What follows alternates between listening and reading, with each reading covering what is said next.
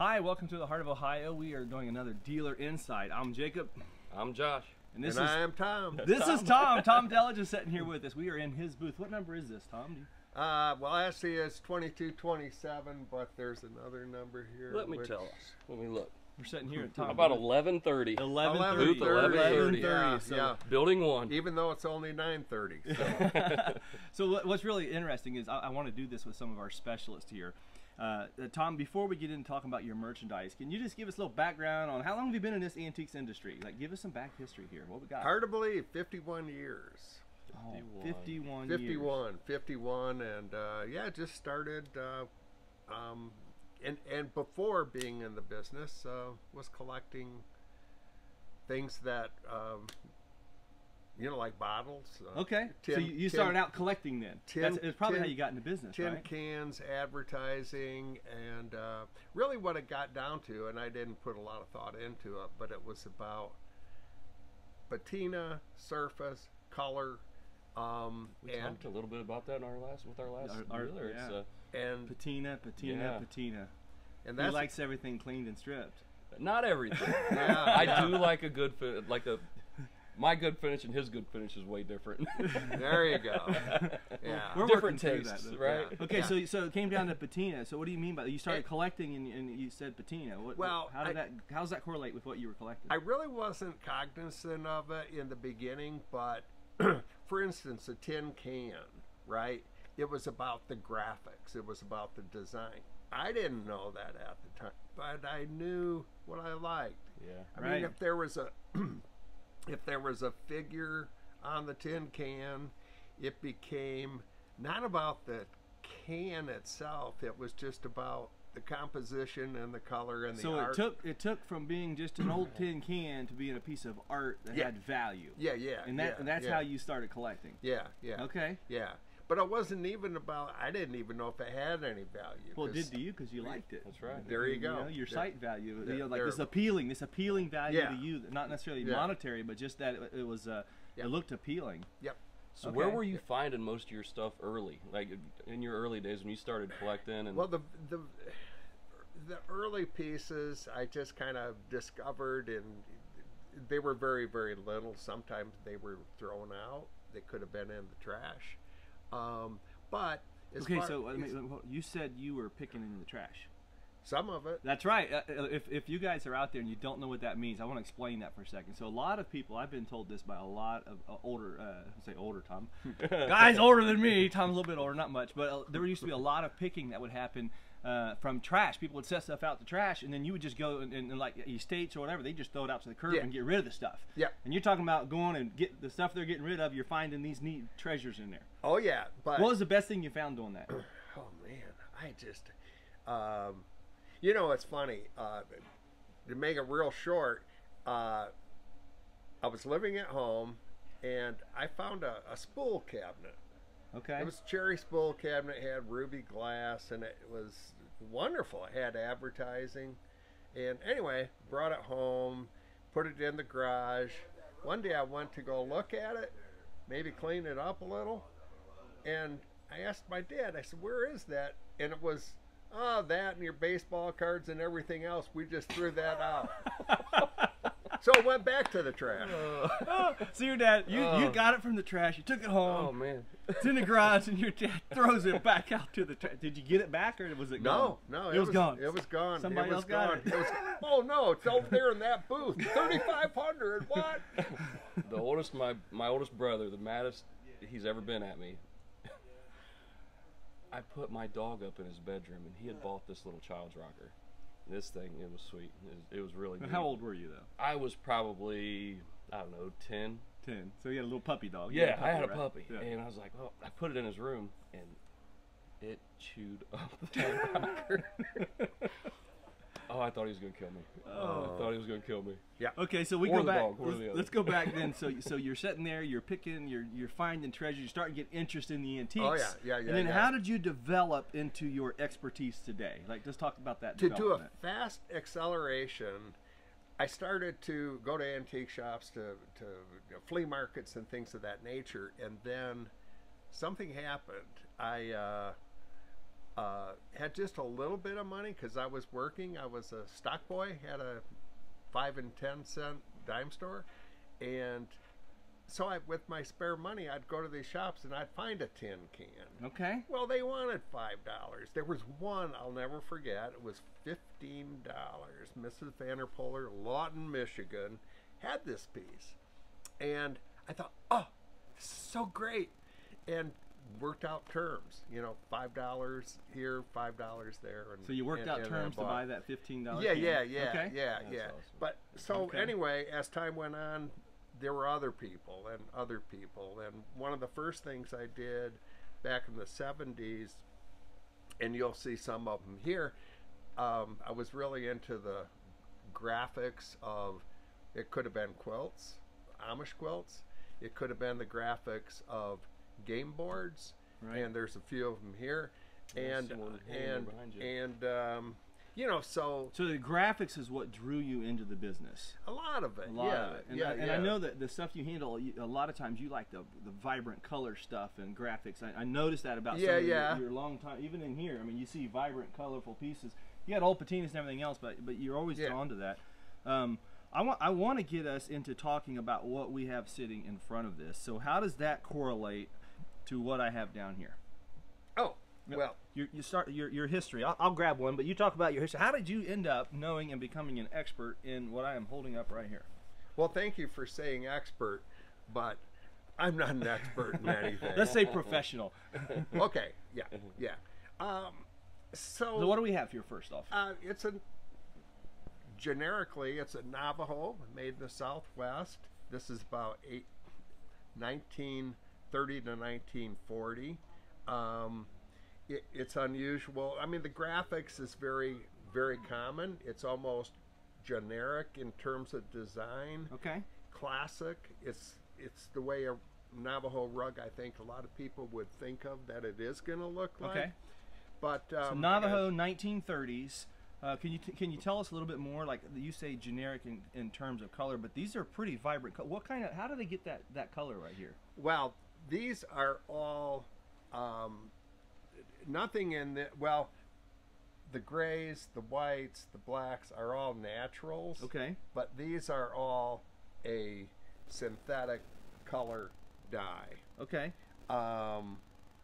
So these are natural with these what they call So the grays, the arbrages. browns, the whites, they're all natural, and then you got synthetic. So they've dyed these. So they were a natural color, then they dyed them. Yep. And they didn't use vegetable dyes. It was a synthetic dye, or Vegetable dyes were earlier. They were earlier than this. They were earlier. So is that so okay? Let's go back. This right here, typical Navajo rug, dates what'd you say, 1930-ish? 1930, 1940. Is this one that they would find like on the roadsides for sale, or is this this was made for the market. This was made for trade. Yeah, this was made for someone who was a tourist who was traveling through. Okay. Now, one of the things about Navajos that they did, they used a line on the diagonal, which was they referred to as a lazy line. This right here is what you're referring to. Yes. Okay. Yes, and but there were numerous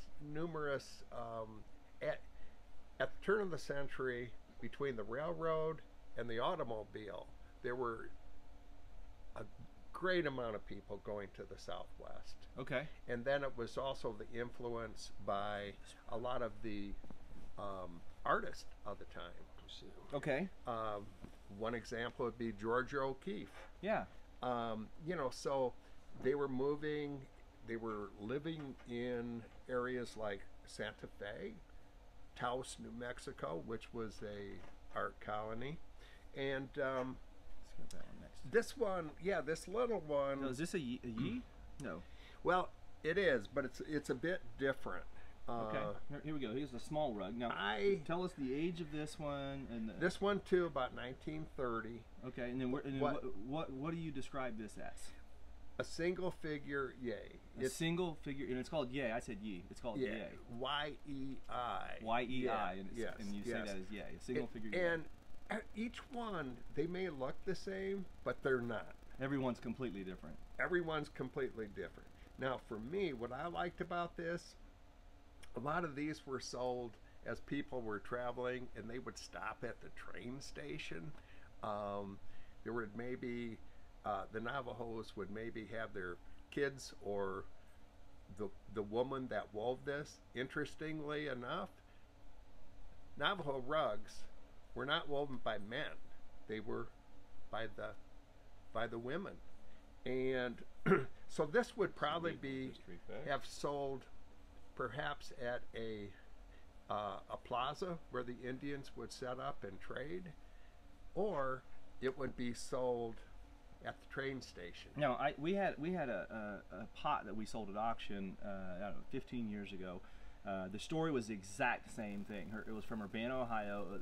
The daughter had owned it. She said that her parents got it on a trip out west, and they said that there was an Acoma pot. Okay. Yep. Polychrome deck, big Acoma pot. But they had a photograph they took where they bought it on the side of the road. Okay, so we had that pot had lots of vibrant color all over it. And we were thinking maybe $1,000, $1,500. It brought $16,500. But this is this kind of stuff. Like, we're talking about really hard to find rare items that we're holding up. This isn't stuff you go to yard sale and find very often. I mean, it's going to be a difficult to find stuff that has a lot of value to it. Well, you will find at yard sales a Navajo, but it's probably going to be something that's of little to no value. Right. It's either late, it's in rough condition. There's numerous factors, but specifically, like, here's a big one. Let's grab that big one. This one here? Yeah. Okay, let's bring this one up. This one's mostly all naturals. Okay, let's hold probably. This up so our viewers see this one. And I hate to be evasive, but probably a crystal. And now, you say a crystal. What do you mean? All right. So the Navajos, there were certain regions. You've heard the phrase "Two Gray Hill." Okay. Crystal was a region where they were woven. Okay. They were typically a little more fine. There were T-Snows posts, which their patterns were different. If you think of like an Oriental rug, Oriental rugs are very different, and it's contingent on where they were woven. And he said he's not an expert. See why I wanted Tom on here. You guys see the knowledge, the background. He is an amazing professional when it comes to this kind of an item here. Okay, so again, what's the age of this one? This one could be as early as 1920. It's old, you know. So Tom, let's talk about a value of this rug, so our viewers get an idea of price. So this is about a 4x7-ish, 4x6, no more than that. By 8, close to 8. It's about an 8 foot rug. Maybe 7. 7 or 8 foot range. Okay. And one of the nice things on this, I love this color. This color in right the here beginning, it's like pumpkins, and these are barrages and striations of variation of color. Okay. Really adds a lot to it. Being in the business, it's value. You know, like if somebody were to appraise it, if this was in a house. So for insurance appraisal in a house, what are we looking at here? Probably $4,000. $4,000. Okay, so that's just, it's like if you're gonna have to go and buy this rug somewhere, you're getting appraised, you want to cover it at your home, you're getting a $4,000 appraisal on this rug. Now, here at the Heart, what are you going to price this at? Like $2,200? $2,200. So this is what Tom does here at the Antique Center. He finds rare items, he puts them in his booth, and he prices them at a reasonable price. And Tom's stuff is really cool in that there's a lot of folk art, there's a lot of hand painted stuff with backstory like this. At first, people might walk by your booth, novices, and they don't get it. They don't understand what's this stuff. A game board over here with original patina and colors and paint, Navajo rugs, and just really rare, one-of-a-kind type items throughout this entire booth.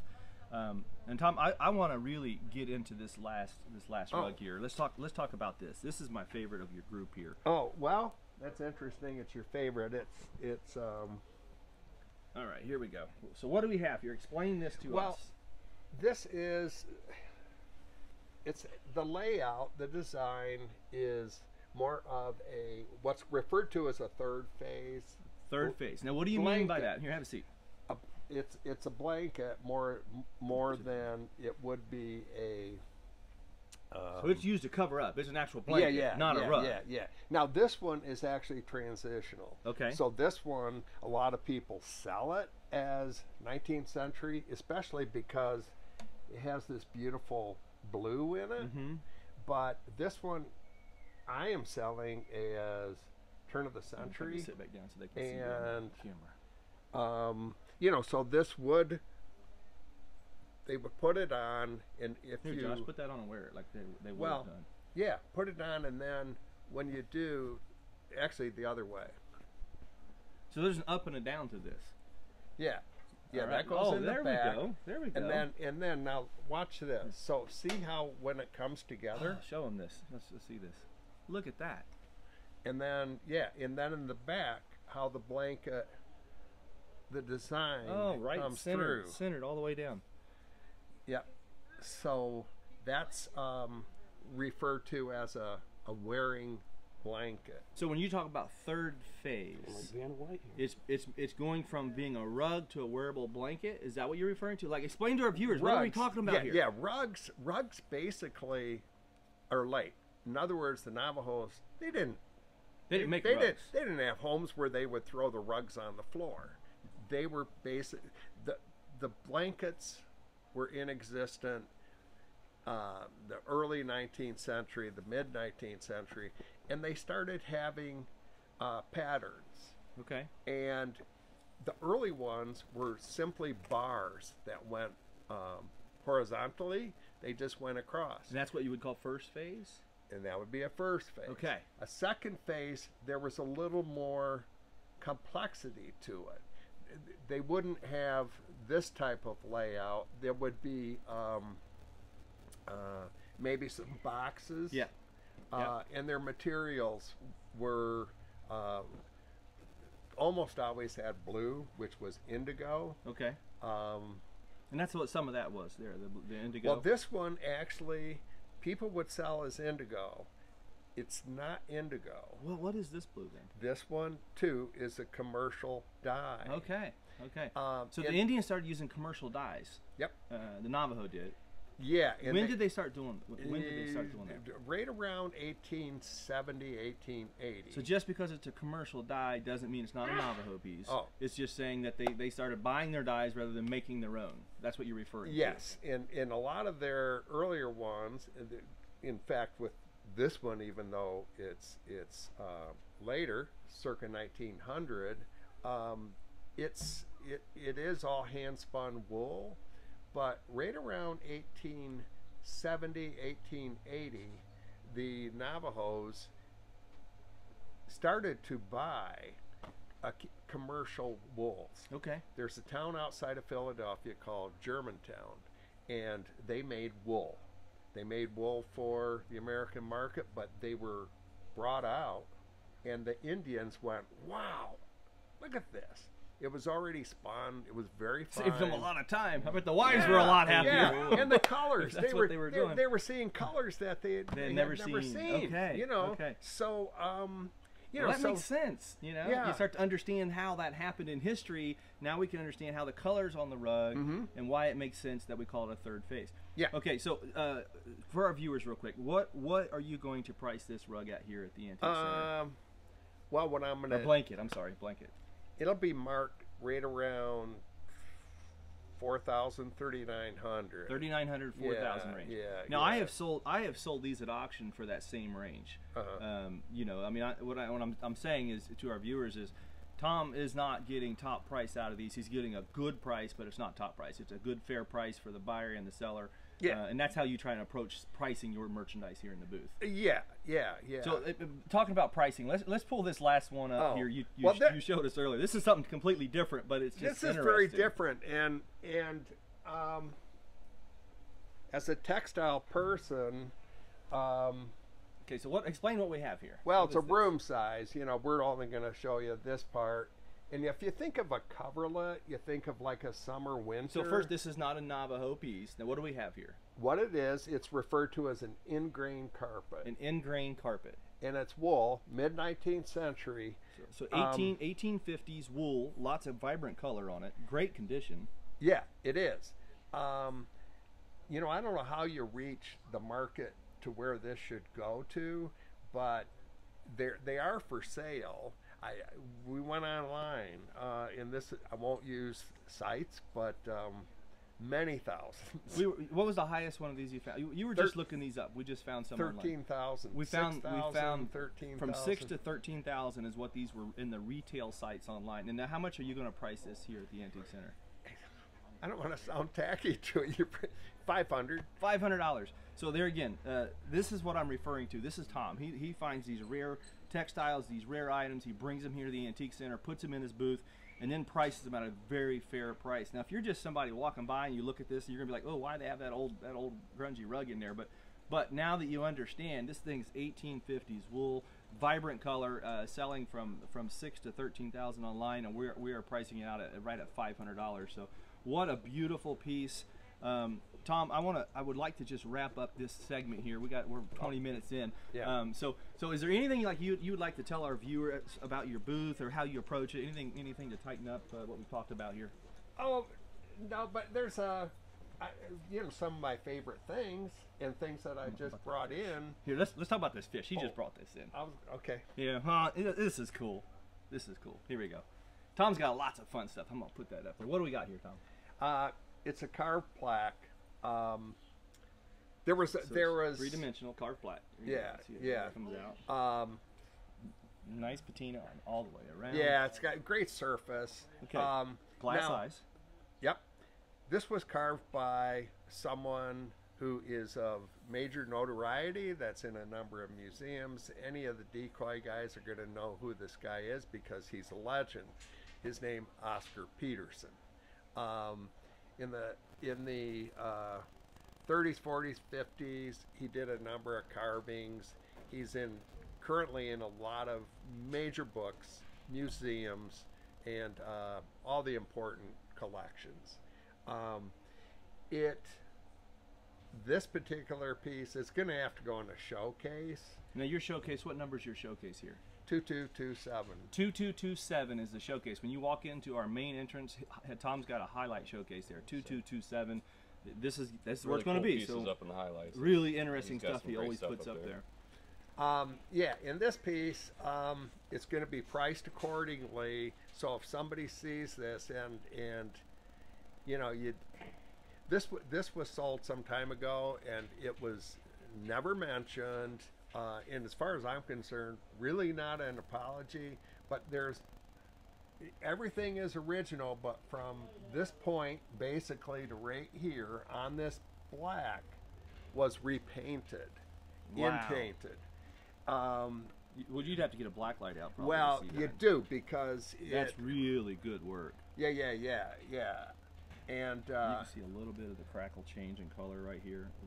You'd have to really watch. Well, that. This came out of a very good collection. It was not known that was, but it's priced accordingly.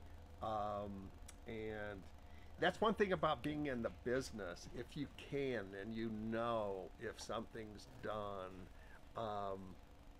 you want to point it out. Yeah, don't try and mislead someone, but just it is what it is, and that's the thing with antiques is stuff like this happens over time, and it's okay. Yeah. We're treasuring those items here at the Antique Center. You're going to find items that have original untouched patinas, and you're going to find items that are like this, that are professionally restored. The good thing on this, well, number one, it's a great size. The being a northern pike is you know, one of his, even though he's referred to as a master of carvings. I mean, he's had little fish decoys bring huge amounts of money. What's the most this guy's ever sold for? Is one of his carvings? Well, I know. I don't have an exact number, but I know at least the range. I know up to 100,000. So his carvings have brought up to 100,000, and we've got one here for sale. It's going to be in Tom's booth in the highlights. So I'm going to wrap this up for our viewers today. We want to first say thank you for watching us. Subscribe to our YouTube channel at Heart of Ohio Antiques. If you are not subscribed, make sure you subscribe to that. And then to see some more insights at Burner Brothers, at Burner Brother Antiques. I said that wrong again. At Burner Brother Antiques. Come and join our YouTube channels. A lot of behind the scenes. And Tom, we want to say thank you for letting us interview what I consider as an expert in our industry. I know he doesn't like to be called that, but I'm telling you, the background, the knowledge of experience you can't buy. Like he has so much knowledge, and he's one of our 1,000 dealers here at the Heart of Ohio Antique Center. Appreciate it, Tom. Thank you. It's always a pleasure.